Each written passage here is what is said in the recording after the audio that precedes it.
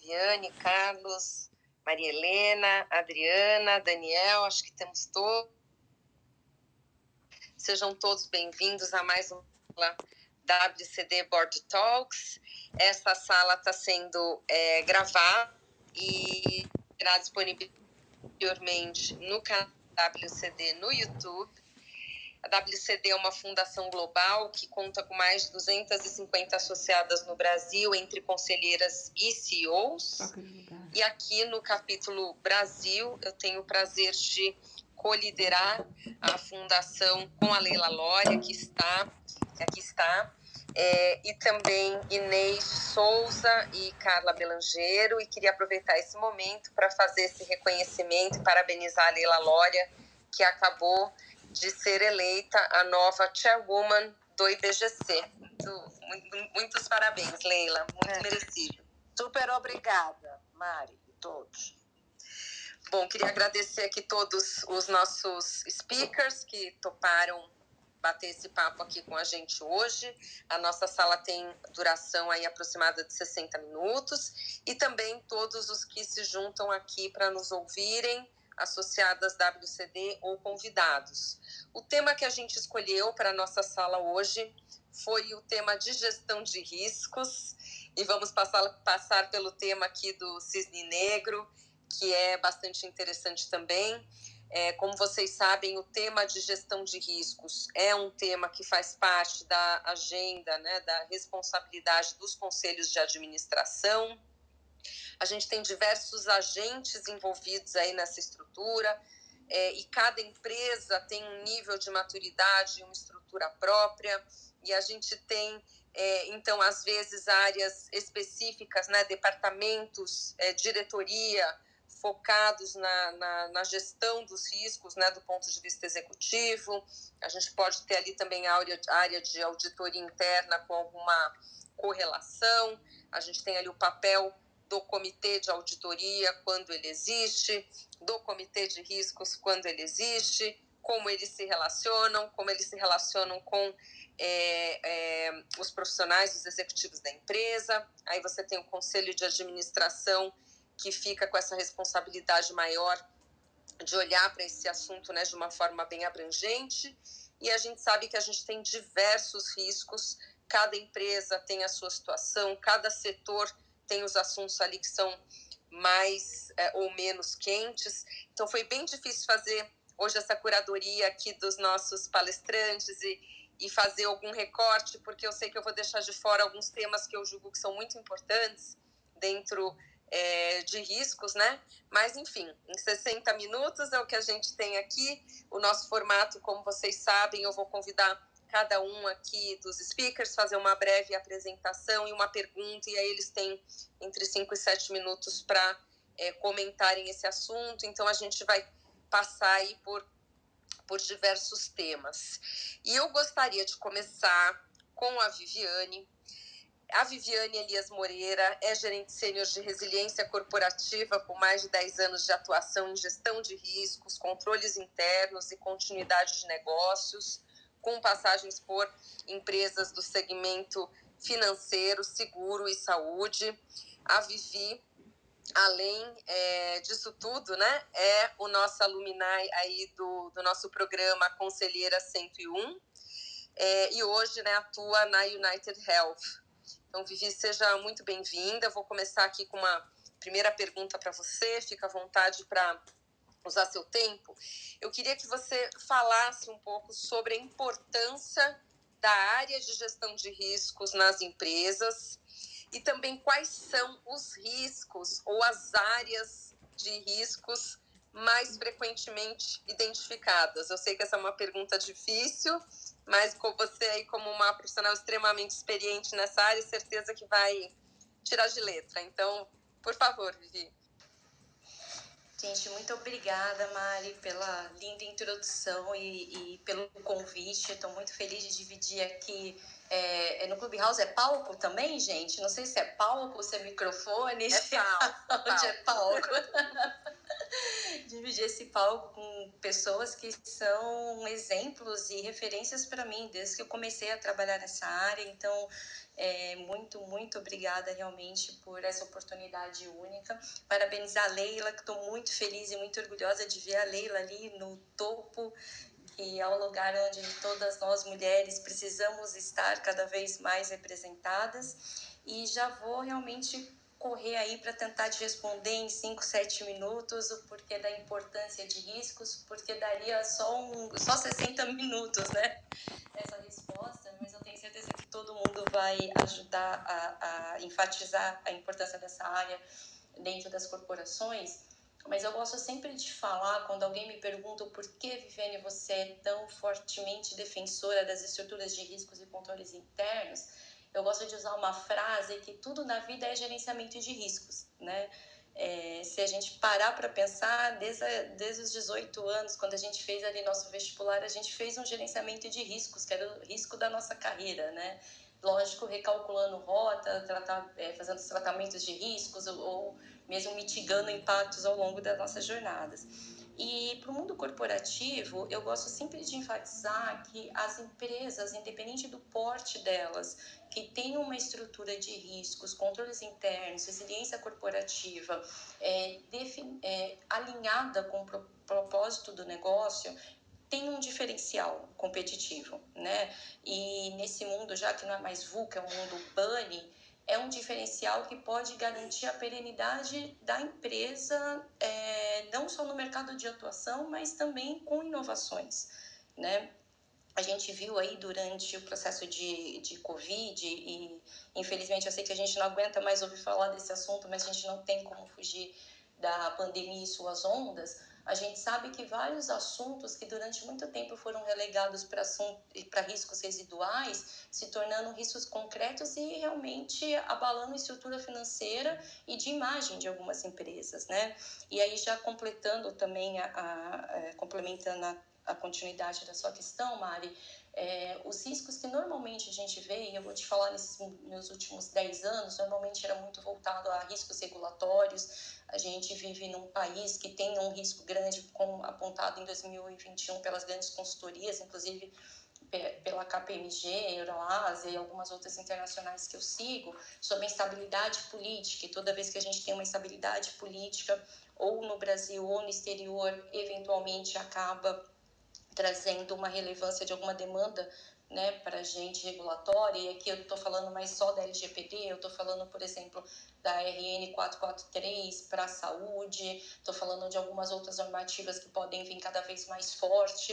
Então, a gente tem esse cenário de riscos muito forte, mas a gente tem os riscos emergentes também, que a gente nunca imaginou que em um determinado momento poderiam ser concretizados, né? A Covid é um deles, a gente fala muito da questão ambiental agora, em detrimento do ESG, mas a gente nunca viu tanta demanda, atrelado à concretização de negócios aqui no Brasil, de empresas no exterior, para que a gente tenha ações de sustentabilidade muito forte, a famosa onda verde, né? Principalmente demandada agora depois que o Biden assumiu. Então, a mudança de paradigma do que até o ano passado na eleição dos Estados Unidos era um direcionamento, agora pode virar um risco concreto para o seu negócio. A gente sabe também que a gente tem a questão de riscos relacionados ao digital, então não é só mais o ataque cyber, mas como a gente faz a plataforma da nossa empresa, que foi obrigada a migrar para o digital e ser segura, né, para o nosso cliente final. Essa semana eu estava até conversando com um outro grupo de amigos, que eles falaram: Viviane, como que a gente pode se sentir segura se o auxílio emergencial consegue ser fraudado por uma pessoa, né? Então, a gente tem que enfatizar também de maneira positiva as empresas que estão realmente fazendo um trabalho bacana com isso, que vem para o meu próximo risco, que é o risco de imagem, né? O risco de imagem cada vez mais vem atrelado a bases de missão e valores da empresa. O risco de imagem, cada vez mais a gente vê que o nosso cliente final, nosso consumidor final, ele vai cobrar através das redes sociais que você tenha um posicionamento. Então, quando a gente simplesmente ignora um risco nesse sentido, a gente acha que não, qualquer notinha pronta da área de comunicação vai ser o suficiente. A gente tem 70 milhões de exemplos aí durante a pandemia que a gente pode verificar de empresas que tiveram impactos financeiros relevantes, eu diria, ou cobrança de posicionamento em redes sociais que impactam a imagem também. E, por fim, eu acho que a gente tem que entender que a gente tem uma dependência muito grande de riscos de tecnologia associados a fraudes e não compliance e, sem dúvida nenhuma, voltando aí no legal, na reforma tributária, né? Então, eu gostaria, assim, só para começarmos essa discussão, que eu tenho certeza que vai ser rica nesses 60 minutos, eu não sei se já deu meu tempo, Mari, me controla que eu falo dessa, mas eu gostaria de levantar a bandeira e deixar a provocação aqui, que independente do tamanho da sua empresa, seja ela uma multinacional, seja ela uma PME, seja uma empresa que tenha relevância ou empresa que está começando, e principalmente as empresas que têm um conselho definido, tenham pessoas de riscos dentro da sua tomada de decisão, do seu board de tomada de decisão. Né? É uma estratégia de sobrevivência, é uma estratégia que pode auxiliar a continuidade das suas operações de maneira preventiva e que pode, inclusive, agregar valor ao seu produto. Né? A gente já vê algumas pessoas várias vezes questionando, Vivi, poxa, por que eu não vou investir em tal banco? Porque aquele banco fez uma propaganda que protege meus dados.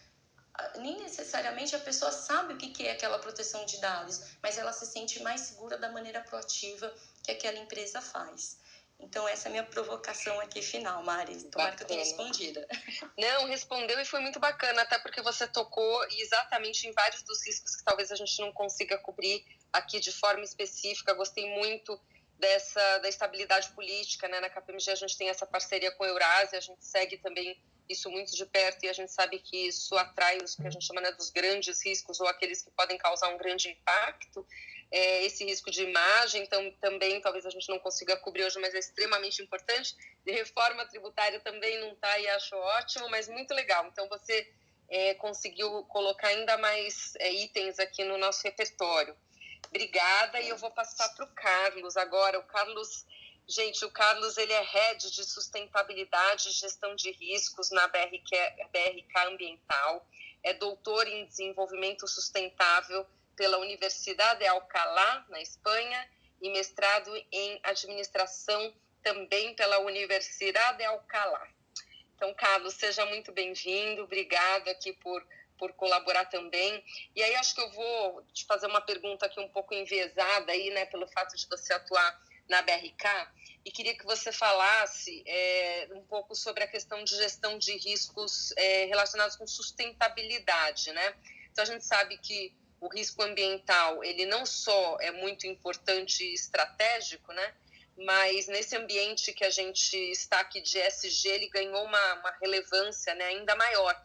Então, por um lado, né, principalmente para empresas que podem ter um grande impacto ambiental, isso pode ser um risco enorme, e por outro lado também pode ser um grande diferencial, né, estratégico, se você souber cuidar bem desse assunto e conseguir efetivamente mostrar o seu diferencial em relação a outras empresas. Então, eu queria que você falasse um pouco aí sobre como tirar o melhor proveito da questão ambiental nesse equilíbrio aí de risco e oportunidade. Obrigada, cara. Obrigado, Mariene. Obrigado aí aos demais colegas daqui da mesa. Em primeiro lugar, parabenizar e agradecer a WCD aí pelo convite, né? Para mim isso é uma grande satisfação ver como temos grandes mulheres na liderança, impulsionando a pauta de gestão de riscos e ESG, né? Isso para mim é uma grande satisfação, porque eu, além de liderar o Programa de Diversidade de Inclusão da BRK, tenho aí tem uma liderança da Tereza Vernalha, que é associada da WCD, uma grande mulher, uma grande liderança. Veja, antes da gente falar, eu acho que falar de gestão de riscos e ESG, primeiro a gente precisa entender o que é o setor de saneamento, né? A BRK é uma empresa privada desse setor, com uma visão de longo prazo e com um forte viés no impacto ESG. Para que vocês tenham uma ideia dessa vocação do saneamento para o impacto ESG, vocês sabem que no Brasil não temos ainda 100 milhões de pessoas sem acesso ao saneamento e um Canadá inteiro no Brasil, ou seja, 35 milhões de pessoas que não têm água. Né? Então, você imagine o impacto social e ambiental que o Brasil, positivo que o Brasil teria caso essa universalização chegasse. O marco regulatório traz agora um bom caminho para nós. Se vocês olharem os dados de uma pesquisa nossa, que é Mulheres e Saneamento, universalizar o saneamento tiraria 600 mil mulheres da linha de pobreza. São dados que mostram o forte viés de impacto ESG. E gerenciamento de riscos, na minha visão, o gerenciamento de riscos é a arte da predição. Né? Já diria aí meu amigo Navarro, que está nos ajudando aí em todo o processo de risk management lá na BRK. E quando a gente observa isso, a prática a nível mundial, no mundo anglo-saxão, o risco ele é visto muito mais pelo lado da oportunidade do que pelo lado do problema. E na nossa cultura, né, a Viviane deve ter longas horas aí, né, Viviane, trabalhando com riscos no Brasil, nossa cultura é vista como algo negativo, ainda. E no sentido paralelo, para a gente começar a conectar ambas coisas, sustentabilidade, e agora com toda a avalanche do ESG, com uma materialização e um entendimento desse conceito amplo que é a sustentabilidade, principalmente no mundo financeiro, é a forma pela qual nós criamos valor para a empresa, aproveitando oportunidades e gerenciando riscos. Essa frase, né, essa observação foi feita pelo Ricardo Young em 2010, salvo engano, quando lá estava no Ethos. Então, perceba a conexão entre ambas coisas. Né? E capturar essas oportunidades através da agenda ESG constrói uma companhia com um business muito resiliente e com foco no alto impacto para os seus stakeholders. Né? Vamos lá, eu vou lançar aqui dois exemplos rápidos que ilustram essa perspectiva. Primeiro, no saneamento, vocês sabem que as perdas de água é um tema material, acho que para o saneamento e para o Brasil. Né? Vejam que hoje, no Brasil, nós desperdiçamos 38% da água que é produzida, o que é um número no Japão, por exemplo, é 2%. Né? Então, se olharmos as perdas sob o prisma da escassez, ou seja, da disponibilidade desse recurso, sem dúvida nenhuma, é um problema que o Brasil, como um todo, precisa solucionar. Contudo, se a gente mudar o prisma para o lado da oportunidade, né, e com visão de longo prazo, claro, reduzir perdas não só vai garantir a disponibilidade futura do recurso, para mim, porque afinal de contas nós somos empresas que produzem, né, e tratam e distribuem água, então estou falando da disponibilidade, ou seja, a visão de longo prazo, perenidade da companhia, mas também tem um lado da eficiência operacional. Se eu tenho uma operação que eu consigo reduzir perdas muito rapidamente, eu posso evitar no futuro de construir mais estações de tratamento de esgoto. Porque eu vou ter um nível de perdas, como no nosso caso, a nossa operação em Limeiras, que é um nível de perdas nível europeu, ali de 15%. Então, eu não vou precisar construir estações para produzir água e, ao mesmo tempo, eu não vou ter um problema lá de falar com a população, olha, acabou o fornecimento de água porque não tem água mais para produzir. Então, isso é oportunidade, isso me torna mais competitivo frente aos meus concorrentes, por exemplo. E isso é gerenciamento de risco e ESG na veia. Outro exemplo interessante é a proteção de matas ciliares. Né? Isso vai para além do simplismo plantar árvores. No saneamento significa, eu preservar o manancial, significa que a água daquele rio, daquele manancial, terá uma qualidade melhor. Eu tenho uma mata ciliar conservada. E isso leva, consequentemente, a um custo de tratamento menor. De novo, competitividade e eficiência. Tá? Então, tudo isso eu estou falando riscos que a gente trata internamente na BRK, né? Com um recorte específico naquele aspecto ESG. Eu poderia aqui, Maria, gastar horas falando sobre a conexão de gerenciamento de risco e ESG. Tem muita coisa na mesa, né, para tratar. Como a Viviane falou, podemos levar aqui horas a fio falando, mas um outro exemplo é risco físico, risco climático, precificação e mercado de carbono. Isso traz oportunidade na mesa também, se for gerido adequadamente. Então, para finalizar, eu acho que tratar adequadamente os riscos, e aí riscos ESG, é uma questão de oportunidade. Ele abre uma série de oportunidades, não só de investimento né, para as companhias, né, através da diversificação de fontes de capital e melhora no valuation da companhia.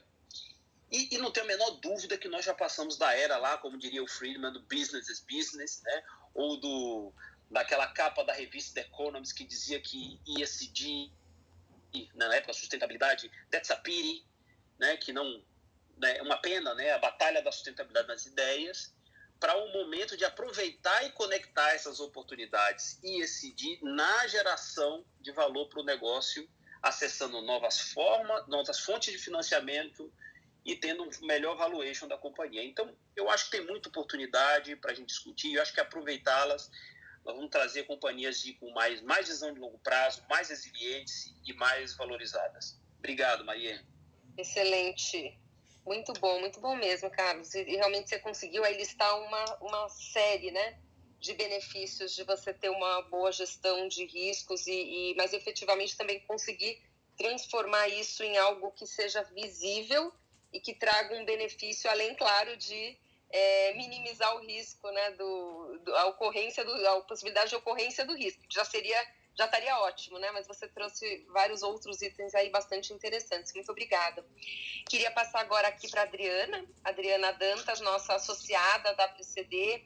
A Adriana Dantas é sócia de Adriana Dantas Advogados, presidente do Comitê de Sanções do Banco Interamericano de Desenvolvimento, membro do Comitê de Integridade da Petrobras, chair do Subcommittee de Compliance da IBA, possui mais de 20 anos de experiência na gestão de crise, condução de investigações internas e processos multijurisdicionais, possui doutorado em Direito pela USP 2008, foi Fulbright Visiting Scholar na Georgetown University, é mestre em Direito pela Universidade de Londres, King's College, e bacharel em Direito pela Universidade de Brasília. Uau, hein?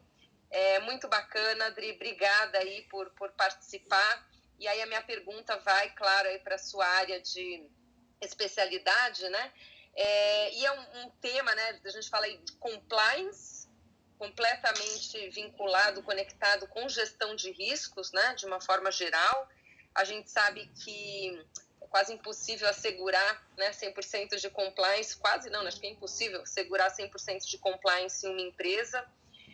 Mas você, como uma profissional extremamente experiente, quais seriam as suas recomendações aí com base nos aprendizados? O que as empresas poderiam fazer para minimizar ao máximo riscos relevantes relacionados com falta de compliance? Essas principais lições aprendidas aí em casos, né, passados, ou que a gente pelo menos deveria ter aprendido, não sei se todo mundo aprendeu, mas você que conhece aí a fundo esse tema, que sugestões, que dicas, que recomendações você tem para as empresas? Obrigada, Adri.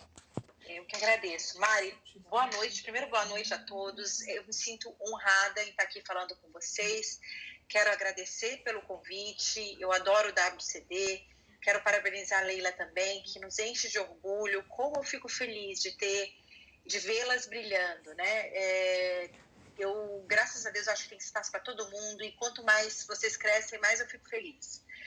Então, aprendi muito com o que a Vivi e o Carlos falaram, e vou pegar o gancho da Vivi falando do risco reputacional, que cada vez mais é algo que é imprescindível, assim, de grande importância para as empresas, né?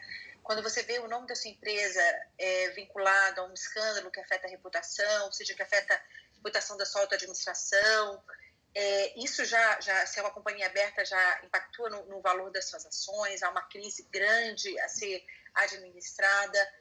E também, na linha do que o Carlos falou, da importância do tema ESG, dos investimentos que estão sendo puxados, né, para empresas comprometidas, de fato, com a perspectiva ESG nos seus negócios, para mim não há como falar de uma empresa comprometida com o meio ambiente, com a sustentabilidade, com a governança, sem ter uma base muito sólida de ética, informando, né, dando amparo a todos esses outros pilares. Então, para mim, a pilar ética é imprescindível para que uma empresa seja, de fato, comprometida com o meio ambiente, com a governança nas suas atividades.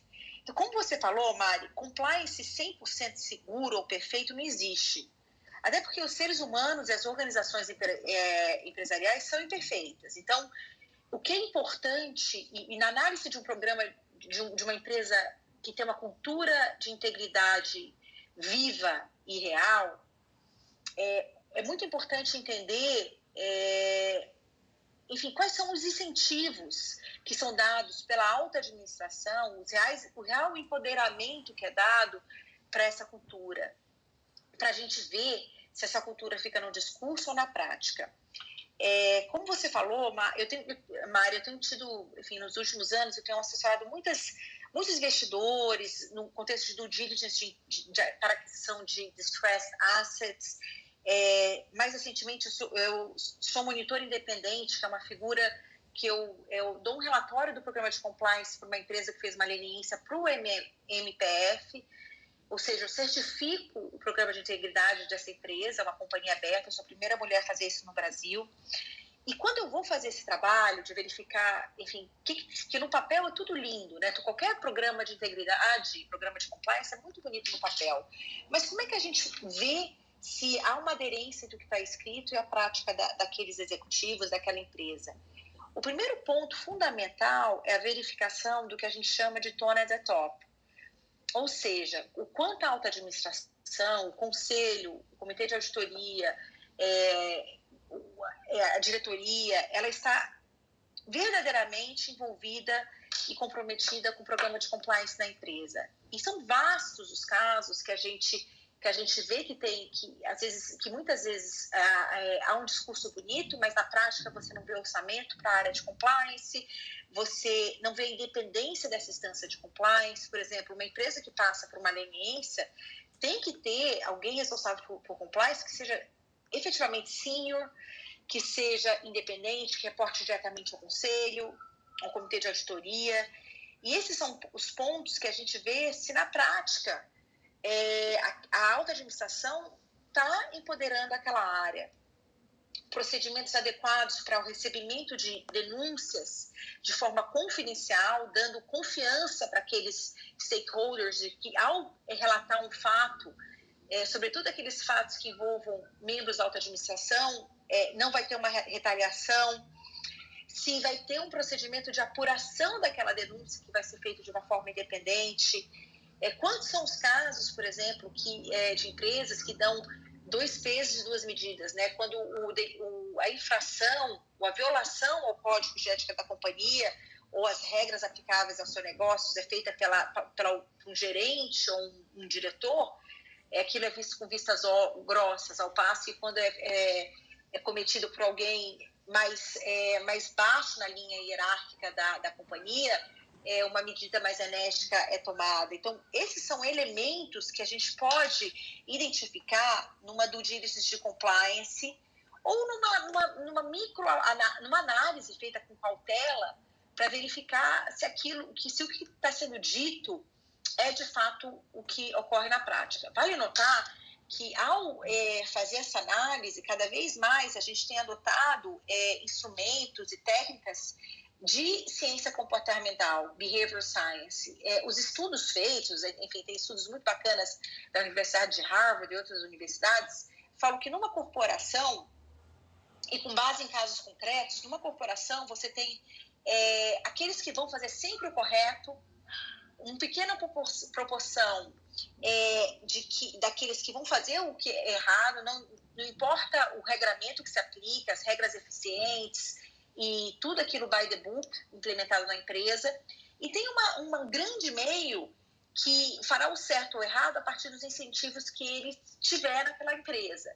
Daí porque uma cultura de integridade sólida e o exemplo passado pela alta administração é imprescindível. E isso a gente vê com um conjunto de testes, exames, entrevistas, para verificar se isso ocorre mesmo na prática. Mas eu sou uma entusiasta do tema, eu acho que eu tenho por propósito trabalhar para que o ambiente corporativo no Brasil e na América Latina, agora com esse chapéu do BID, seja um ambiente mais ético e equitativo. e eu acredito que a gente está caminhando para isso, e nesse contexto, o papel dos investidores que têm interesse mesmo em investir em empresas comprometidas com a ESG é muito importante. É isso, Mari, vou passar. Obrigada. Muito bom, Dri. Nossa, é uma aula, mas acho que você também tocou em aspectos aí bastante relevantes, né? Que é a questão não só de ter planos, né? Mas de tirar os planos do papel. E acho que você deve ver realmente muito isso na prática, né? Não basta apresentar um plano, é preciso mostrar as evidências de que ele está sendo executado, de que as pessoas realmente têm autoridade para fazer com que as coisas aconteçam, né? Porque o que a gente mais vê é isso, né? Empresa que tem os comitês, os planos, os processos, mas ainda assim, depois a gente descobre aí o tamanho da encrenca, né? Mas obrigada, Adri, muito bom. Eu acho que realmente esse tema é extremamente importante, o tema do compliance, né, de uma forma geral, quer seja para empresas que transacionam com o governo, né, mas acho que hoje, com certeza, com relação à compliance de toda e qualquer norma interna e externa. Obrigada. Eu vou passar agora aqui para o Daniel Mota. O Daniel pediu aqui uma mini bio e ele foi muito sintético. Ele colocou que ele é CEO da BMI, Blue Management Institute. Mas quem conhece o Daniel sabe que ele vai muito além disso. O Daniel é o nosso moderador, né? E co-criador da WWCD Spotlight, que é a nossa série mensal de lives, né?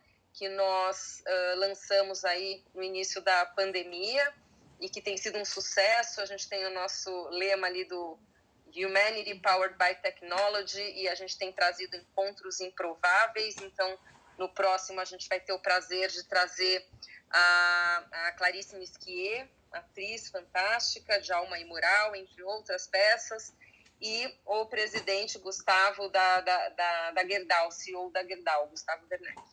Bom, além disso, né, Daniel, você é reconhecida, né, por todo o trabalho que você faz juntamente com a BMI em transformação organizacional, pensamento estratégico, desenvolvimento de liderança. Tem 2 livros aí escritos, best-sellers, Essential Leadership e Anthesis. E você tem o seu OPM pela Harvard Business School, PhD em Economia pela USP, Master em Economia pela FGV e Bacharel em Economia pela USP. Bom, então, Daniel, acho que não precisava, né, de muita apresentação, você também é bastante conhecido, mas seja bem-vindo, e para quem não te conhece, aí fica a introdução.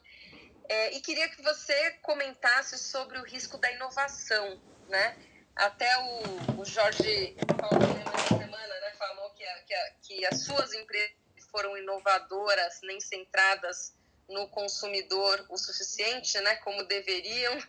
E aí eu fico pensando no seguinte, quando a gente faz aqueles exercícios ali de análise de riscos, né, construção ali do mapa de riscos, matriz de riscos, a gente costuma provocar os executivos da empresa e aparece muito do que é o óbvio, né, que são os riscos, digamos, bastante conhecidos.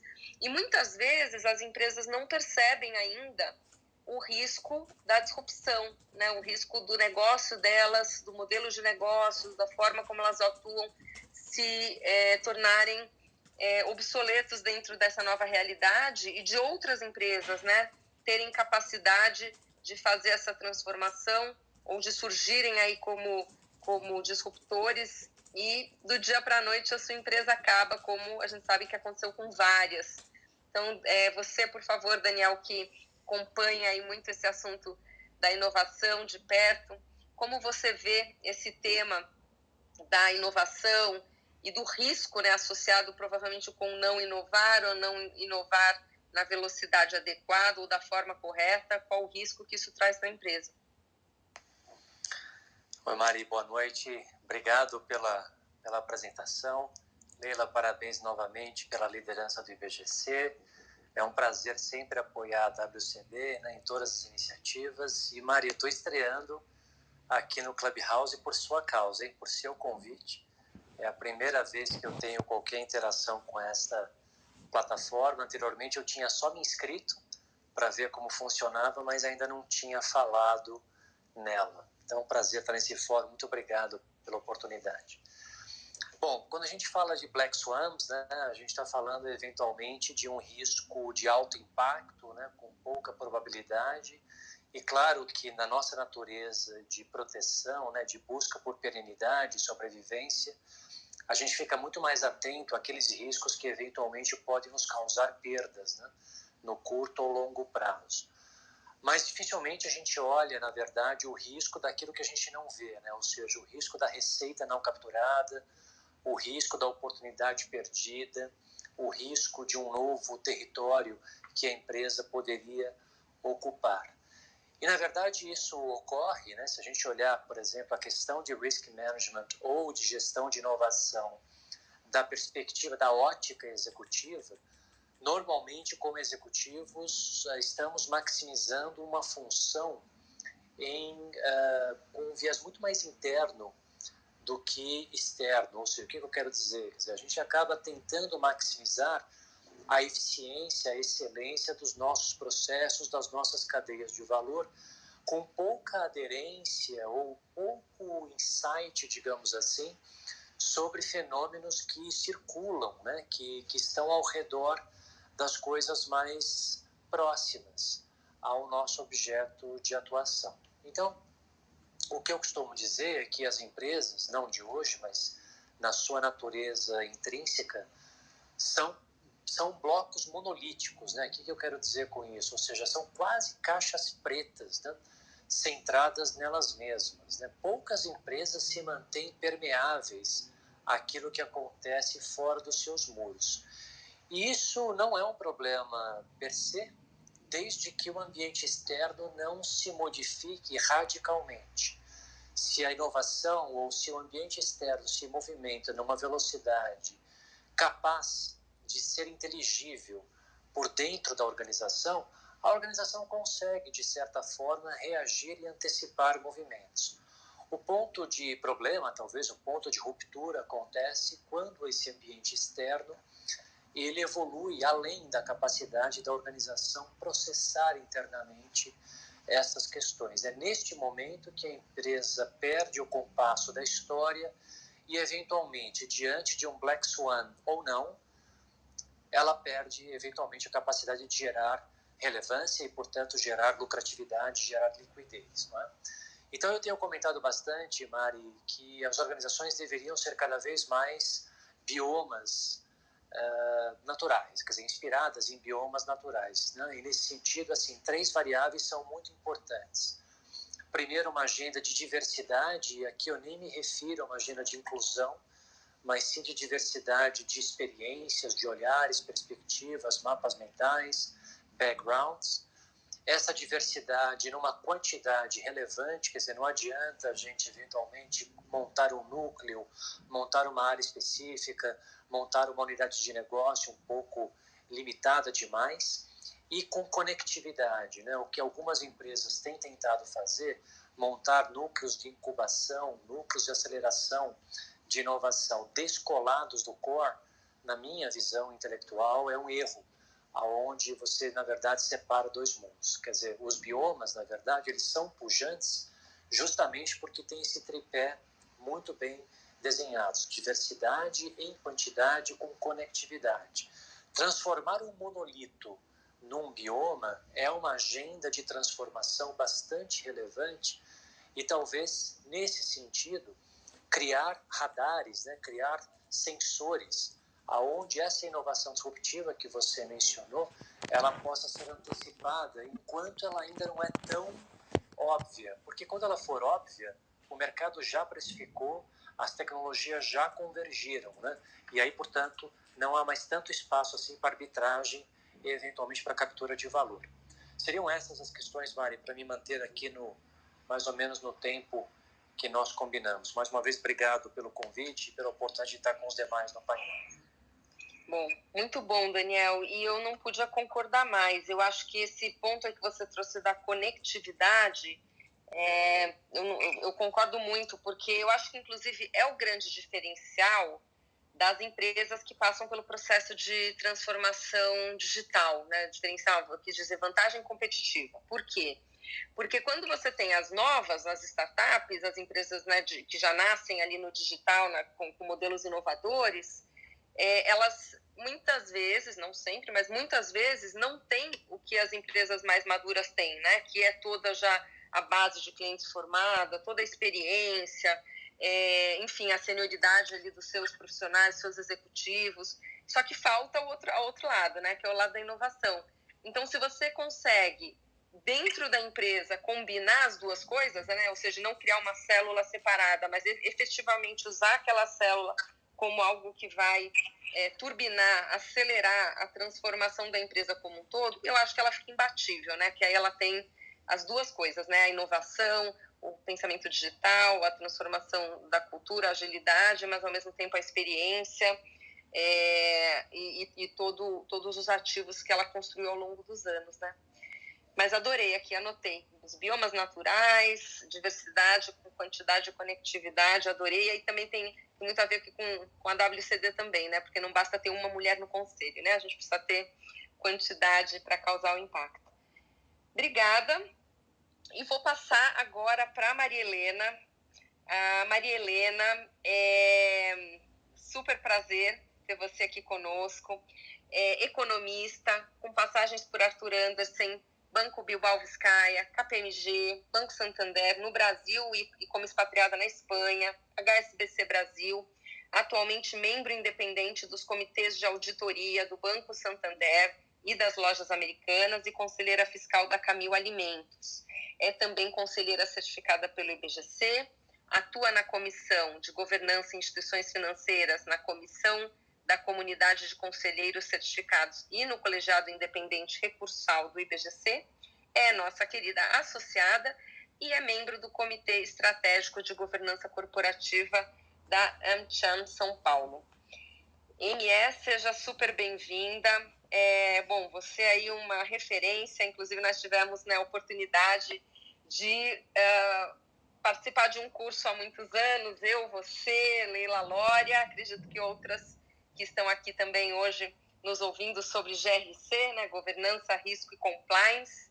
E vamos ouvir daqui a pouco o nosso querido Navarro, que hoje é instrutor desse curso, falar também. Mas eu queria que você falasse um pouco sobre essa sua experiência, sua visão, na questão da governança, né? Gestão de riscos e governança. Esse emaranhado até que na abertura eu comentei, né? Você tem a responsabilidade do Conselho de Administração, o papel do Comitê de Auditoria, a relação com a área de riscos da empresa, tem ou não tem comitê de riscos, nem sempre tem comitê de auditoria também. Se você pudesse falar um pouquinho como é que a gente concilia todos esses papéis aí dentro de uma estrutura, o que você vê como sendo o mais recomendável, dicas, né, para a gente não deixar o tema ficar em todos os lugares e nenhum ao mesmo tempo. Qual o papel de cada um, ME? Oi, Mari, boa noite a todos, Leila, Mayra, WCD. Eu estou super feliz de estar aqui, obrigada pelo convite, estar aqui com esses super palestrantes, não sei se é palestrantes que a gente chama, mas também, como o Daniel, é minha primeira vez como speaker no Clubhouse, então estou super feliz, estou super orgulhosa, super obrigada. Olha, primeiro deixa eu falar um pouco sobre a questão da governança, né? Eu acho que se a gente for pegar a definição do IBGC, e eu sou fã do IBGC, né? Estou lá em vários lugares, parabéns Leila e Heloísa, que eu estou vendo que estão aqui também.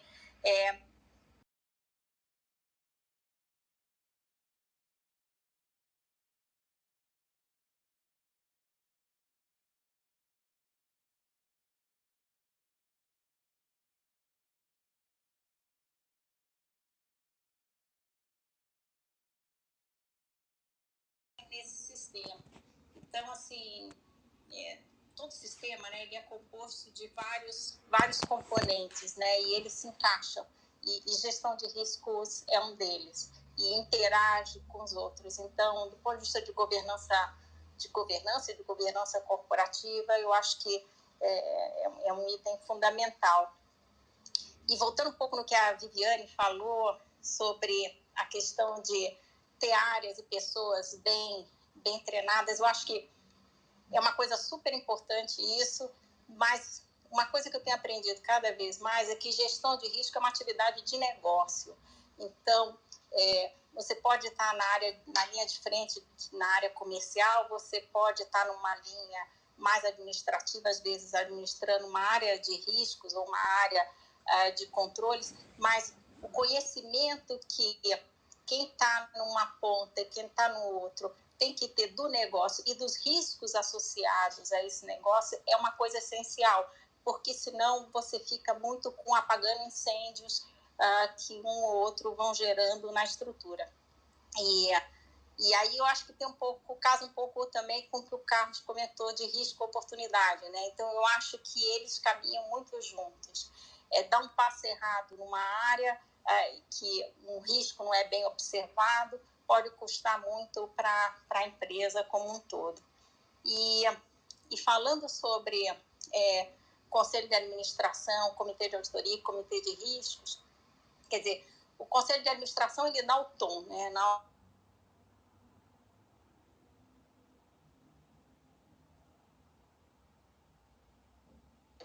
Curto, médio, longo, estratégia tem riscos relacionados a ele. Alguns riscos que já são correntes da empresa, riscos novos a partir de novas demandas, novos nichos de mercado, novas oportunidades e até a questão de inovação, novas tecnologias, parcerias que você vai trazendo e a gente agora tem aprendido de uma forma mais dolorosa aí, riscos que não são conhecidos como a crise sanitária ou os cyber riscos, aí estão fora um pouco da nossa gestão, mas que o exercício de trabalhar esses riscos, eles te dão, vamos dizer assim, vão te dando estofo, vão te dando bagagem para você se adaptar às novas necessidades. E o Comitê de Auditoria e Risco, ou um Comitê de Auditoria e Risco, um Comitê de Auditoria ou um Comitê de Risco, ou mesmo um Conselho Consultivo, o papel dele é dar espaço, isso eu acho muito bacana, e aí eu acho que foi a Adriana que comentou, que empodera muito as áreas, não só as áreas de controle, mas também chama as áreas de negócios mais direto para virem a esses momentos, né, reuniões, conversas, seja lá o que for, para discutir quais são as frentes, quais são os riscos que estão sendo desenhados, quais são os riscos que são pensados e quais são os planos e como é que eles têm sido gestionados. E eu acho que principalmente os comitês, né, que são órgãos de assessoramento ao conselho, eles fazem isso muito bem, porque na hora que você traz os profissionais para começar a falar sobre esses temas, você gera um momento de reflexão e você gera uma provocação boa, né? Não uma provocação, vamos dizer assim, em que você gera uma perda de confiança, mas uma provocação boa em que as coisas são discutidas e são repensadas, e a partir dali você vai gerando novos cenários e uma resiliência maior para o que tem surgido. Então, assim, eu atuo há bastante tempo em comitês de auditoria, também participo de algumas interações com o comitê de riscos. Acho que os dois convivem muito bem, tem estruturas que pedem os dois, tem estruturas, países, jurisprudências que pedem só um e você junta tudo. O importante é que você tenha esse espaço para você interagir e para dar suporte para o conselho. E o conselho, ou o comitê de auditoria, ou o comitê de risco, eles não é só uma questão de ter interesse e vontade de conhecer o negócio e os riscos envolvidos. É uma obrigação, né? Porque, na realidade, se você está ali para atuar e para trabalhar para o bem da empresa, para o bem daquele conjunto de pessoas e de fornecedores e de grupo, você, né, stakeholders, se a gente quiser falar, mas trabalhar e conhecer bem e ter esse momento, esse movimento ativo, eu acho que é uma coisa super importante. Então, eu diria que é isso. E hoje a gente tem muitos riscos, só para fechar, e tem dado muito trabalho, né? Acho que tem muito risco que a gente não conhecia, agora a gente já conhece, e outros que estão surgindo. Então, acho que tem dado trabalho, sim. Mas eu acho que é isso aí, é caminhar e ser mais ágil, ser mais rápido e responder melhor a eles. Espero que eu tenha atendido aí a sua... Não, foi ótimo, atendeu muito. E, inclusive, esse ponto que você tocou, acho que é fundamental, né? Então, como conselho, né, como conselheiro de administração, você ter esse conforto de que os seus órgãos de assessoramento estão fazendo um bom trabalho e que as áreas dentro da empresa estão sendo empoderadas também para fazer um bom trabalho, para que chegue efetivamente a informação relevante, para que o conselho possa, então, debater, analisar e dar os direcionamentos adequados no nível que lhe compete. Eu acho que realmente é o grande segredo aí. Isso aí, obrigada. Bom, e agora aqui, minutos finais, Luiz Navarro. O Luiz Navarro é sócio e líder de gestão de riscos e crises da KPMG no Brasil, tem mais de 20 anos de experiência. Após ter iniciado sua carreira como auditor externo, foi CFO de várias empresas nacionais e multinacionais. Também atuou como Chief Risk Officer, participou como membro de conselho de administração de empresas de capital aberto e também foi membro do comitê executivo da ABIA por 15 anos. O Navarro é contador brasileiro e norte-americano, bem como fez o seu mestrado em Corporate Finance pela Universidade de Delaware, nos Estados Unidos. Bom, Navarro, obrigada. Você é nosso professor, né, nos cursos de GRC da KPMG, conhece bastante esse tema também, e eu queria que você usasse aí os nossos minutos finais para falar sobre o tema do cisne negro, que é aqui, né, a chamada para a nossa sala. Então, quem estuda gestão de riscos tem que passar pela tortura, né, de ler o livro do cisne negro do Nassim Taleb, que é a Bíblia da gestão de riscos. Mas conta para a gente um pouco aí desse conceito do cisne negro. Se tem alguma coisa que é possível ser feita para que a gente identifique esses cisnes negros, né? E se não for possível, como é que a gente faz esse trabalho de cenários futuros, né? Principalmente agora, e com tanta incerteza, como é que a gente avança de forma responsável, né? Considerando os cenários de riscos, mas também não deixando de ter a ousadia necessária para os negócios. Vai lá, Navarro. Boa noite, Mari. Obrigado pela oportunidade. Muito sucesso, Leila, para você. Fiquei muito contente, muito feliz. Assim como o Daniel e a Maria, também é a minha primeira vez aqui no Clubhouse. Mas eu vou tentar, Mari, ser bem direto, né? O cisne negro, ele tem, né, 3 características elementares. Ele não é um suplício, tá? O livro, ele Olha, depois eu quero ouvir aqui depois a Leila e a por favor, quero a opinião de vocês depois, tá? Mas siga, por favor. Ele tem 3 características elementares, né? Ele é um outlier, ou seja, ele é imprevisível, ele ocasiona impactos profundos e o mais interessante, né? O ser humano tem a capacidade de criar, né, o que o Nassim chama de falácia narrativa, né? Que é depois que ocorre, a gente inventa meios para que ele não ocorra mais, né? E o mais interessante é o seguinte: Nassim Taleb, o ano passado, ele participou, acho que muitos de vocês também conseguiram participar do evento da XP, e ele foi perguntado, obviamente, né, se ele achava que a pandemia era um cisne negro, e ele, como um bom provocador que né, que sempre foi, ele disse que para ele não era, né? Para ele não era, porque era um evento que já estava previsível. Eu discordo, né, até porque no livro dele ele fala muito, né, e o Carlos falou bastante, né, que risco é a arte da predição, e ele gosta, né, uma coisa que eu gosto muito, né, e que ele coloca muito no livro, é que a história é opaca, né? A gente não consegue, o ser humano não consegue aprender com a história, né? E ele coloca bastante naquele capítulo que ele fala da antibiblioteca do Umberto Eco. Umberto Eco, para quem não conhece, né, já foi falecido, era um intelectual italiano, e ele tinha, né, uma biblioteca bastante famosa na cidade dele, com mais de 30 mil títulos, né, com mais de 30 mil livros, né? E ele costumava dizer que ele não tinha lido todos aqueles livros, né? Porque os livros não lidos são muito mais valiosos do que aqueles lidos, porque a biblioteca é um lugar de pesquisa, ela não é um lugar onde você tem bastante informação. Por quê? Porque quanto mais informação,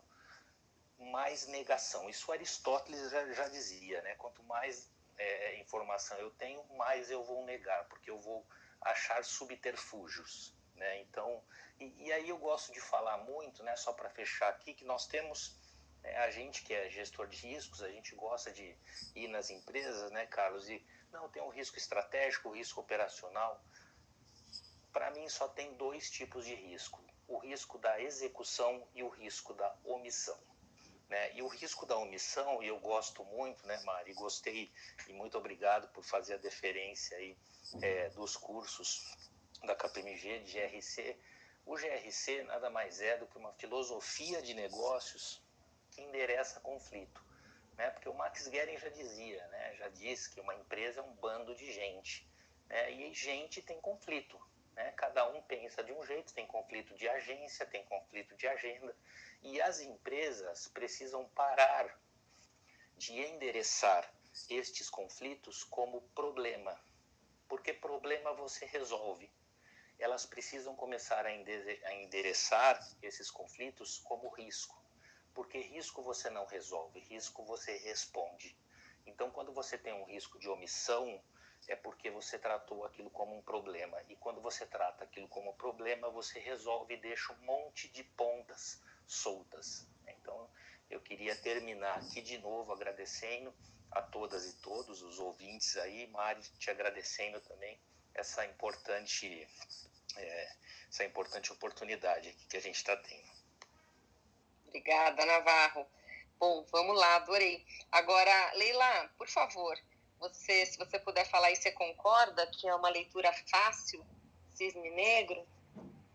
A gente adorou no nosso grupo, Navarro, porque era uma leitura, assim, muito agradável. Tudo que ia acontecer seria muito bom para a companhia. Para dizer a verdade, na aula seguinte, depois da leitura do livro, chegaram todas assim meio assustadas. Depois a gente se acostumou com ele, tá? E depois da pandemia, eu acho que também a gente já tira de letra.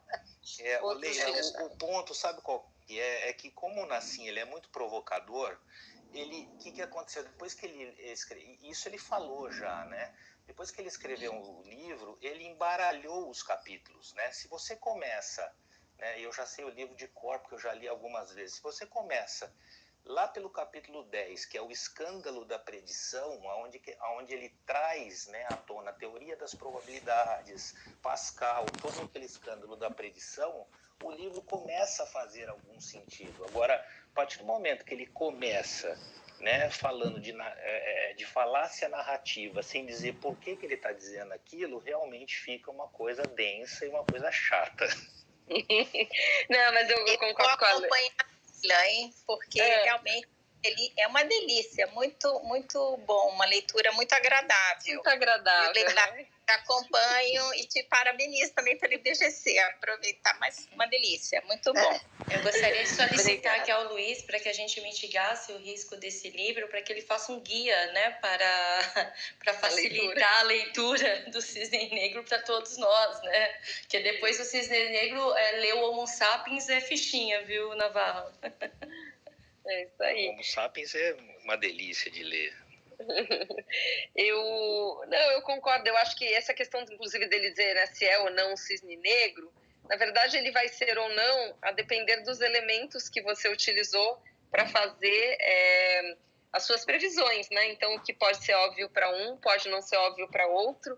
Um pode ter uma informação que o outro não teve, ou um pode ter uma leitura, né, uma interpretação que o outro não teve. Então, acho que tudo isso é relativo. Agora, o que eu tenho lido muito também é que, principalmente nesse cenário atual, mais importante até do que conseguir fazer as previsões, e principalmente acertar as previsões, porque isso eu acho que está se tornando praticamente impossível, é que a gente consiga adquirir a flexibilidade, né, a resiliência, a adaptabilidade necessários para sobreviver a toda e qualquer crise, né, obstáculo, evento que venha acontecer e que não estava ali no nosso roteiro, né? E acho que foi o que a gente aprendeu, está aprendendo ainda aqui durante a pandemia, e acho que realmente ter uma estrutura ágil, né, e essa flexibilidade para se adaptar faz toda a diferença, né? A gente não pode ficar preso ao que a gente já conhece. Bom, acho que é isso, gente. Queria agradecer novamente a presença de todos. Chegamos aqui no nosso horário. A sala fica gravada, então em breve a Maíra disponibiliza para a gente no canal da WCD no YouTube. Lá também vocês podem acompanhar as gravações passadas dos WCD Spotlight. Quem quiser conhecer um pouco mais também dos eventos que já foram realizados aí, gravados. Um abraço, boa noite, boa semana para todos vocês e semana que vem estamos aqui de volta às 18h30. Tchau, tchau. Boa noite, obrigada. Boa noite, muito obrigada. Boa noite, pessoal. Tchau, pessoal. Obrigado. Tchau, tchau. Boa noite.